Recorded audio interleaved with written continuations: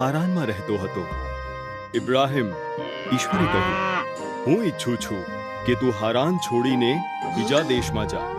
ઈશ્વરે ઇબ્રાહિમને એ નહોતું કહ્યું કે તે ક્યાં આવેલું હતું. મારો વિશ્વાસ કર, ઈશ્વરે કહ્યું. ઈશ્વર કહે છે, આ પ્રમાણે કરો અને તમારા બાળકો એક મહાન રાષ્ટ્ર બનશે. કેવી રીતે? ઇબ્રાહિમ આશ્ચર્યચકિત થઈ ગયો. તેની પત્ની સારા સંતાન પેદા કરવા માટે ખૂબ જ વૃદ્ધ હતી. મારો વિશ્વાસ કરો, ઈશ્વર બોલ્યા.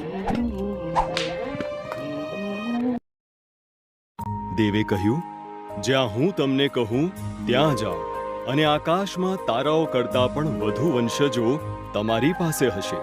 તેઓ આખા વિશ્વને આશીર્વાદ આપશે. મારા પર વિશ્વાસ કરો.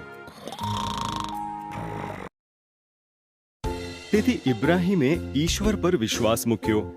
તેણે સારા, તેના ભત્રીજા લોત અને તેઓની માલિકીની બધી વસ્તુઓ લીધી. ઈશ્વરે જ્યાં જવા કહ્યું ત્યાં જ ગયો.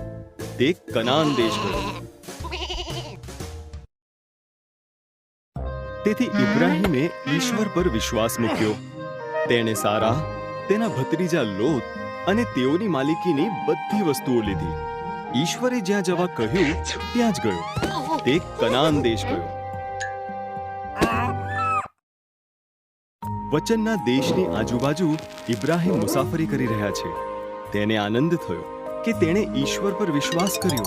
તેથી તેણે બીજી વેદી બનાવી અને જે વચન આપ્યું હતું તે માટે તેણે ઈશ્વરનો આભાર માન્યો.